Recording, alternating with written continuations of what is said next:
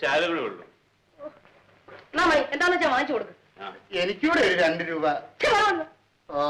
പിന്നെ ഇങ്ങനെ കുടിച്ചു കളയാൻ എളുപ്പമാ. ഇതുണ്ടാക്കാൻ ഞാൻ പെടുന്ന പാട് എനിക്ക് മാത്രമേ അറിയുള്ളൂ. ഇത് ബോംബെ കൽക്കട്ട ഒന്നുമല്ല. ചുവന്ന വിളക്കും കത്തിച്ച് ഇങ്ങനെ വാലും തുറന്ന് കാത്തിരിക്കാൻ. ഈ കണക്കിന് പോയാ നിങ്ങളുടെ ചേട്ടച്ചാൻ ചെയ്ത പോലെ ഞാൻ നിങ്ങളെ ഇവിടെ അഴിച്ചാക്കും.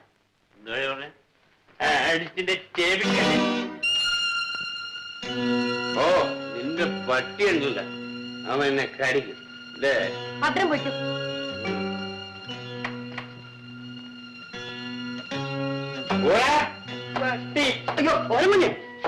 എന്താ ഇത്? വല്യങ്ങൊന്നിന് സുഖമില്ലാതെ കിടപ്പില്ല. അവിടെ വരെ ഒന്ന് വരണം. ഞാൻ ഡോക്ടറാണ്. എന്നാലും അങ്ങനെ പറയരുത്. ഉടപ്പറപ്പല്ലേ? അത് നീ പറഞ്ഞാ മതിടാ. അതേടാ, നിന്റെ വല്യങ്ങനെ തോന്നിയില്ലല്ലോ. കുടിയൻ, പെണ്ണ് പിടിയൻ, ധൂർത്തൻ എന്നൊക്കെ പറഞ്ഞും പറഞ്ഞിട്ട് എന്നെ പിടിച്ച് പോലീസിലേപ്പിച്ചില്ലേ? എടാ, 6 മാസമാണ് ഞാൻ ജയിലിൽ കിടന്നത്. ഒരു പട്ടി എന്നെ അന്വേഷിച്ചില്ല. ചാകുന്നവരൊക്കെ ഇപ്പൊ ചാകട്ടാ പാമ്പറ. കുഞ്ഞിനെ ഞാനിത് അറിയിച്ചില്ലെന്ന് വേണ്ട. ഇനി കുഞ്ഞിന്റെ ഇഷ്ടം. ഞാൻ പോകുന്നു.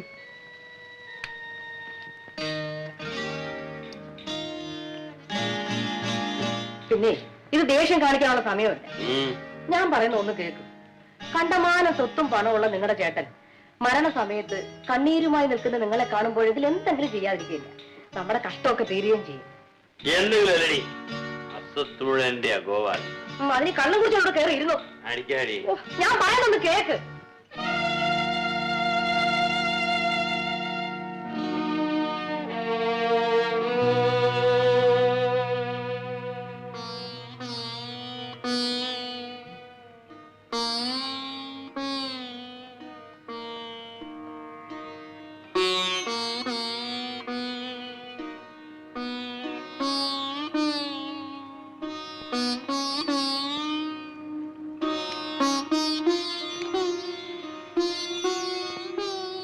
അവസാന നിമിഷം വരെ അദ്ദേഹം അന്വേഷിച്ചത് നിന്നെയായിരുന്നു. അദ്ദേഹത്തിന്റെ മുഖത്ത് നോക്കാനുള്ള ധൈര്യം പോലും എനിക്കില്ലായിരുന്നു. ഇപ്പോഴെങ്കിലും വന്നല്ലോ. ഞാൻ ഇന്നൊരു പുതിയ മനുഷ്യനാണ്. അദ്ദേഹത്തിന്റെ ഓർമ്മകളുമായി മാനം മര്യാദയായി എവിടെയെങ്കിലും ജീവിക്കണമെന്ന് എനിക്ക് ആഗ്രഹമുള്ളൂ. പക്ഷേ ഈ നിലയിൽ ചേട്ടത്തിയമ്മയും ബാബുമോനെയും ഉപേക്ഷിച്ചിട്ട് പോയാൽ ചേട്ടന്റെ ആത്മാവിന് നിത്യശാന്തി കിട്ടുമോ ചേച്ചി? ഇട്ടും പൊട്ടും തിരിയാത്തൊരു കുഞ്ഞാണ് ബാബു. അവനെ മാത്രം കാത്തു സൂക്ഷിച്ചാൽ പോരാത്ത അവസ്ഥയിലാണ് ഞാനിപ്പോ. ഈ നിലയിൽ ഞങ്ങളെ അനാഥരാക്കി അദ്ദേഹം പോയി. അനാഥരോ? ഞാൻ ഇവനോടിരിക്കുമ്പോഴോ? എന്റെ ചേട്ടൻ കഷ്ടപ്പെട്ടുണ്ടാക്കിയ ഈ അളവറ്റ സ്വത്തും നിങ്ങളെ സംരക്ഷിക്കാൻ എനിക്ക് സാധിച്ചില്ലെങ്കിൽ ഈശ്വരൻ എനിക്ക് മാപ്പ് തരുമോ ചേട്ടത്തിയമ്മേ? പക്ഷേ ജയിലിൽ നിന്നും രോഗിയായി പുറത്തു വന്ന് എന്നെ ശുശ്രൂഷിക്കുന്നതിനോ ഒരു നേരത്തെ ആഹാരം തരുന്നതിനോ മാധവി മാത്രമേ ഉണ്ടായിരുന്നുള്ളൂ. അവൾ ആരുമായിക്കൊള്ളട്ടെ, എനിക്ക് അവളെ ഉപേക്ഷിക്കാനൊക്കെ ചേട്ടത്തിയമ്മേ? ആരെ ഉപേക്ഷിക്കണമെന്ന് ഞാൻ പറയുന്നില്ല. ചേട്ടത്തിയമ്മ വിഷമിക്കണ്ട, ഞാൻ ഉടനെ പോയി അവളെ വിളിച്ചോണ്ട് വരാം. ഒന്നുകൊണ്ടും പേടിക്കണ്ട.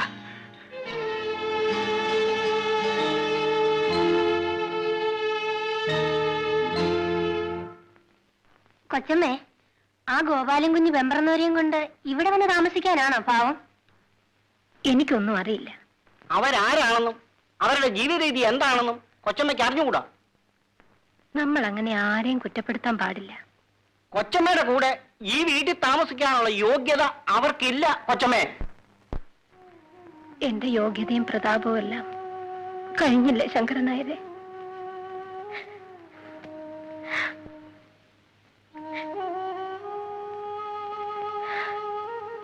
മോനെ, നമുക്ക് പോവാം.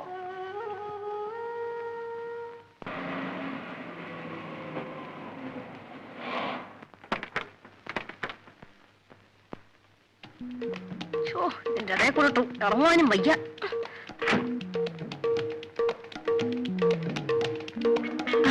നമസ്കാരം കൊച്ചമ്മേ. അയ്യോ മാധവി, ഇതിവിടുത്തെ വേലക്കാരത്തിയാ. അവിടെ മോണ്ട കണ്ടപ്പോഴേ എനിക്ക് തോന്നി. ഓടി പുറത്ത്. നിങ്ങളല്ലേ പറഞ്ഞത് ചേട്ടത്തിയമ്മ കണ്ട ഉടനെ തൊഴണമെന്ന്? ഇനി എന്നെ കൊണ്ട് വയ്യ, നിങ്ങൾ തൊഴുതു. എടുക്ക.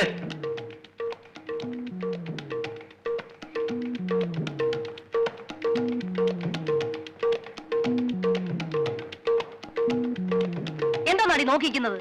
ഓ, എ ക്ലാസ് ലേഡീസിനെ കണ്ടിട്ടില്ലായിരിക്കും. ഇതെല്ലാം മുഷിഞ്ഞതാ, വേഗം വലക്കി കിട്ടണം. എന്താ പറഞ്ഞത്? മാധവി, ഇതാ എന്റെ എടുത്തി. സാരമില്ല. എന്താ പേര്? മാധവിക്കുട്ടി.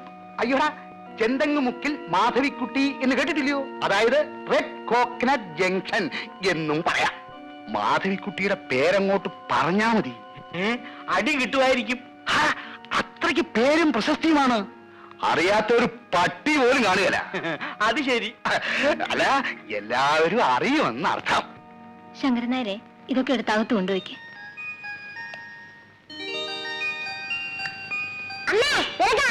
ആ മോന് മനസ്സിലായില്ലേ? ഞാനാണ് മോന്റെ ചിറ്റപ്പൻ.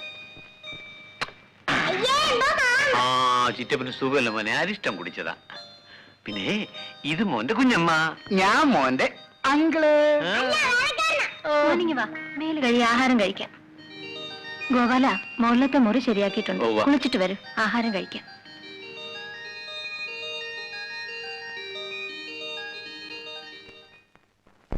മാധവി കണ്ടോ, ഇത്ര മനോഹരമായിരിക്കും നമ്മുടെ തോപ്പെന്ന്. തെങ്ങുണ്ട്, വാഴയുണ്ട്, നെല്ലുണ്ട്, എല്ലാ കൃഷികളും ഉണ്ട്.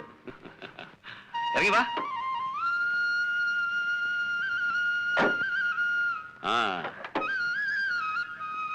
ആ പിന്നെ ദേ നോക്കി, ആ തെക്കേ അറ്റത്ത് കാണുന്ന വാഴത്തോപ്പില്ലേ, അവിടെ മുതൽ ഈ വടക്കേ അറ്റത്ത് കാണുന്ന തെങ്ങും തോപ്പുണ്ടല്ലോ, അതുവരെ നമ്മുടെ സ്ഥലമാ. അപ്പൊ നമ്മുടെ റബ്ബർ എസ്റ്റേറ്റ്? അതിവിടെയല്ല, ഇവിടുന്ന് 10 മിനിറ്റ് മേലെ അകലെയാ. പന്നിപ്പാറ എന്ന് പറയും. 115 ഏക്കറാ. അങ്ങോട്ട് വാ.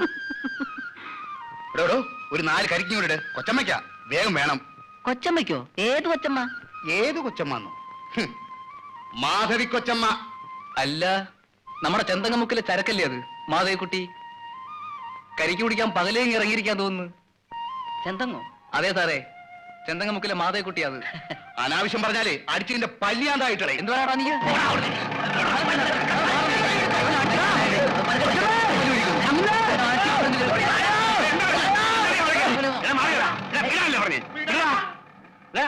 എന്താടാ കൊച്ചമ്മയ്ക്ക് കരിക്കിടാൻ പറഞ്ഞപ്പോഴേ ഇവന്മാർ അനാവശ്യം പറയുന്നങ്ങനെ. പിന്നെ ഇതെന്താ വന്നിട്ട് വകയല്ലേ? മര്യാദയ്ക്ക് സംസാരിക്കണം. ഈ പറമ്പ് ഞങ്ങൾ പറയാ. അപ്പോഴേ നിങ്ങൾക്ക് തെറ്റ് പറ്റിയതാ. ഇത് മണിമംഗലത്ത് ഭവാനി അമ്മയുടെ വകയാണ്. അവർ എനിക്ക് പാട്ടത്തിന് തന്നിരിക്കുക, മനസ്സിലായോ?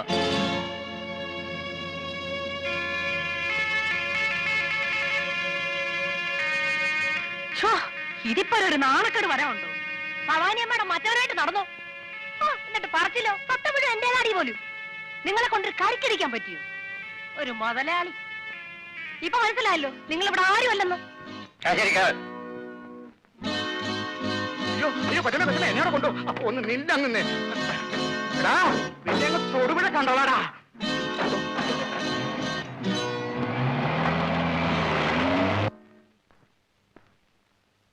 മണി, എടോ മണി, നമ്മുടെ സാധനങ്ങളിലെടുത്ത് കാറിക്കട്ടെ. പണ്ടാരും ഒടുങ്ങി. ഏതായാലും നമ്മുടെ കൊച്ചമ്മ രക്ഷപ്പെട്ടു. എല്ലാവരും കുറെ കൂടി പോകുന്നുണ്ട്. ജാനകി, ഇവിടെ നേരെ ഞങ്ങളുടെ സാധനങ്ങൾ എല്ലായിടത്തും വണ്ടിയിൽ കയറ്റ്. ഇനി ഒരു നിമിഷം ഞങ്ങൾ ഇവിടെ നിൽക്കില്ല.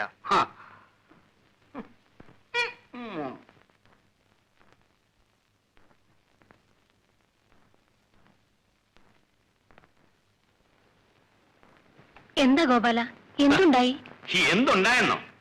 ചേട്ടൻ ജീവിച്ചിരുന്ന കാലത്ത് അങ്ങേർക്ക് മാനക്കൾ ഉണ്ടാകണ്ട എന്ന് വിചാരിച്ചാ ഞാൻ മാറി താമസിച്ചത്. പിന്നെ ഈ വസ്തുക്കളൊക്കെ ഒന്ന് നോക്കുക അന്വേഷിക്കാൻ ചെയ്യാൻ വേണ്ടി ചേട്ടത്തിയമ്മയുടെ ആവശ്യപ്രകാരമല്ലേ ഞാൻ വീണ്ടും ഇവിടെ വന്ന് താമസിച്ചത്. അതിനിപ്പോ എന്ത് സംഭവിച്ചു? എന്ത് സംഭവിച്ചെന്നോ? നമ്മുടെ നിലം പാട്ടത്തിന് എടുത്തിട്ടില്ലേ ഒരുത്തൻ? ആരാ? ഗോവിന്ദനോ ഗോപാലനോ? എനിക്കറിയാൻ പറ്റില്ല. ഞാൻ നിലത്തോട്ട് കാലെടുത്ത് വെച്ചില്ല. അവൻ എന്തെല്ലാം പറയുന്നറിയോ? മാധവി ഞാനും ആരാണെന്ന് അറിയാതെ പോലും ഞങ്ങളെ അങ്ങേയറ്റം ആക്ഷേപിച്ചു. ഗോപാലൻ വിഷമിക്കണ്ട, ഞാൻ അയാളെ എങ്ങോട്ട് വിളിപ്പിക്കാം. വേണ്ട, അയാൾ പറഞ്ഞത് ശരിയല്ലേ. എനിക്കിവിടെ എന്ത് അധികാരമുള്ളത്? ഇതെല്ലാം ചേട്ടന്റെ വകയല്ലേ. ഇതിന്റെ നടത്തിപ്പുകാരനായിട്ട് പോലും എന്നെ കാണാൻ ജനങ്ങൾ കഴിയുന്നില്ല. അതും പോട്ടെ, നമുക്ക് ആവശ്യമുള്ള എന്തെങ്കിലും ഉത്തരവാദിത്വപരമായിട്ട് ചെയ്യാൻ സാധിക്കുന്നു? അതുമില്ല. നിലത്തിലൊരു പമ്പ് സെറ്റ് വെക്കാനോ ബ്ലോക്കിൽ പോയി വിത്തും വെള്ളം മേടിക്കാനോ എനിക്ക് വല്ല അധികാരമുണ്ടോ? ചേർത്തിയമ്മയ്ക്ക് ഇതിൽ ഇറങ്ങി പോകാൻ സാധിക്കുമോ? അതിന് വഴിയുണ്ടാക്കാം. ശങ്കരനായരെ, ആ വക്കീൽ സാറിനോടൊന്ന് ഇങ്ങോട്ട് വരാൻ പറയും.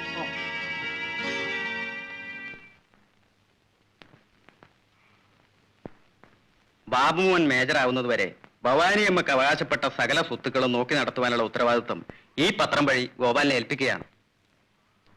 ഗോപാലിനെ ഒരു വലിയ ചുമതലയാണ് ചേട്ടത്തിയമ്മ ഏൽപ്പിച്ചിരിക്കുന്നത്. വക്കീൽ സാർ പേടിക്കണ്ട, ഗോപാലൻ ആരാണെന്നുള്ള കാര്യം ഇനി ചേട്ടത്തിയമ്മ മനസ്സിലായിക്കോളും. തൊലഞ്ഞു, എല്ലാം തൊലഞ്ഞു, നശിച്ച് നാരായണക്കല്ല് പിടിച്ചു. എന്താണ് പറഞ്ഞേ? പോയ ഗ്രഹണം തിരിച്ചു വന്നു. ഇനി ഇവിടെയുള്ള എല്ലാ നീർക്കോലിയും പത്തിയെടുക്കും. സിനിമ എപ്പോഴാ തുടങ്ങുന്നേ? 9:30 രണ്ടാമത്തെ കളി. ഓ, ഇപ്പൊ തന്നെ 9:30 അതെങ്ങനാ? ഇവിടെ വന്നേ പിന്നെ ഈ വീട്ടിലെ 1000 കൂട്ടം കാര്യങ്ങൾ അങ്ങേര് തന്നെ നോക്കണം. പിന്നെ വേണ്ടേ കൊച്ചമ്മയുടെ കാര്യം. ഒടിഞ്ഞൊരു വീട്ടുകാര്യം. എന്നാ മണി പിടിക്കൂ. ഓ,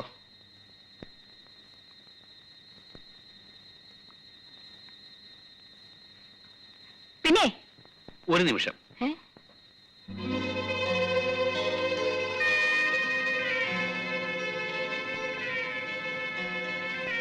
നമ്മൾ നാണു അയൽക്കാരനെ തല്ലി എന്നുള്ളതാണ് സത്യം.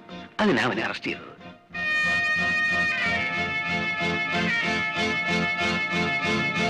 അവൻ ഇവിടുത്തെ വേലക്കാരനാണെന്ന് അറിഞ്ഞപ്പോ എന്റെ കൂടെ തന്നെ ഈ പറഞ്ഞയച്ചു. അപ്പോ ഗോപാലൻ പോയത് നന്നായി. അയ്യോ, നന്നായൊന്നു.